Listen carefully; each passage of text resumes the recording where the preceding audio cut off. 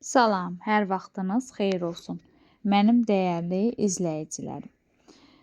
Mən bu gün sizlərlə birlikdə sobada çudu hazırlayacağam.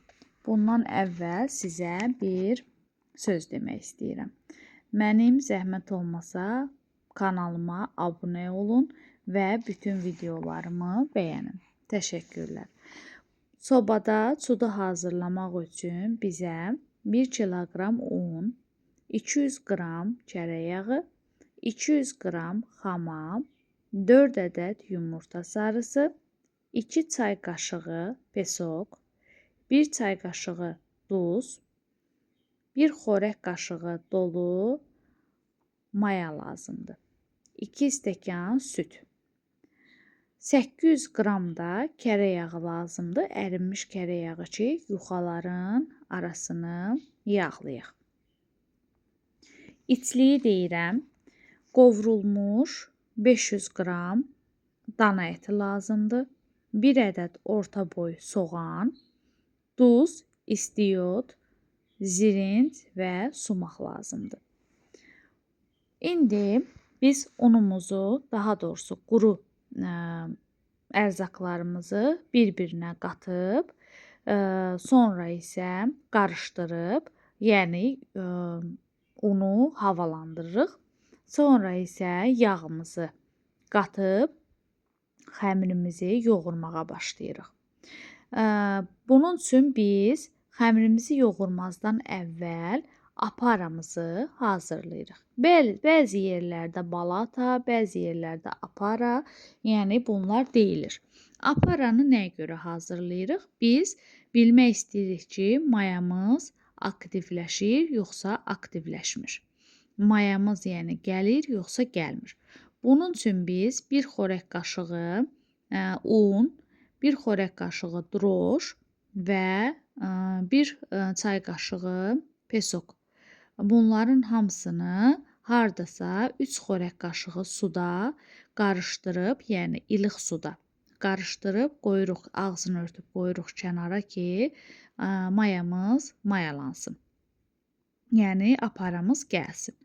Ondan sonra biz quru ərzaqları bir-birinə qatıb, yağımızı töküb, yağımızı da qatıb qoyuruq xəmirimizi yoğurmağa. Sonra biz bura yağla unumuz ovulub bitəndən sonra biz bura yumurtanı, xamanı, gələn aparamızı qatıb gözəl bir xəmir yoğururuq. Mən bu xəmir üçün 2 stəkan süd ayırmışdım, yəni ilıq süd ayırmışdım. Bunun hardasa 1 stəkan, 1 stəkan və 3 xörək qaşığı süd getdi bu belə deyim xəmirə. Amma siz də birdən-birə tökməyin. Südün 1 stəkanını tökün, yoğurulsun, sonra lazım olanda yavaş-yavaş əlavə edin. Çünki bəzən yumurtanın böyüklüyü, yağın və yaxud unun necə südü götürünüyündən asılıdır. Gözəl bir xəmir, yumuşaq, gözəl bir xəmir alınır.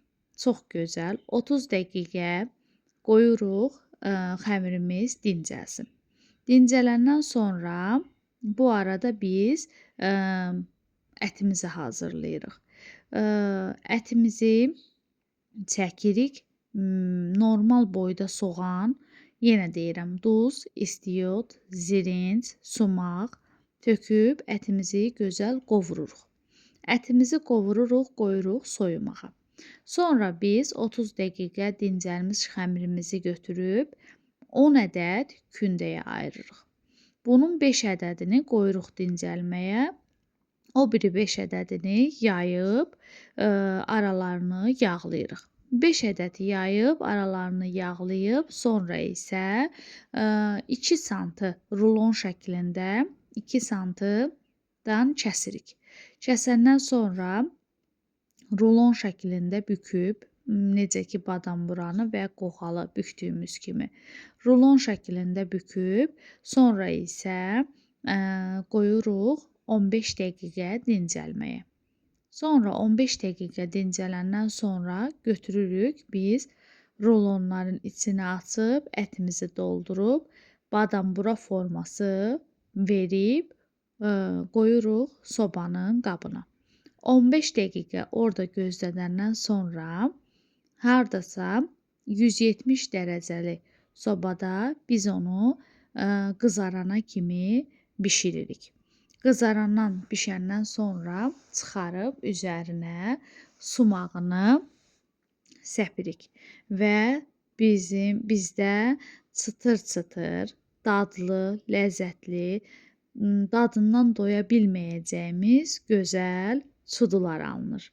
Buyurun siz də bu təriflə hazırlayın və necə çıxdığın, necə məmnun qaldığın və necə gözəl bir çudu olduqlarını mənimlə paylaşın.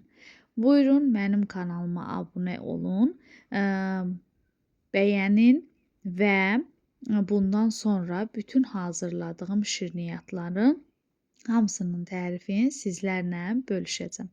Çox sağ olun, təşəkkürlər.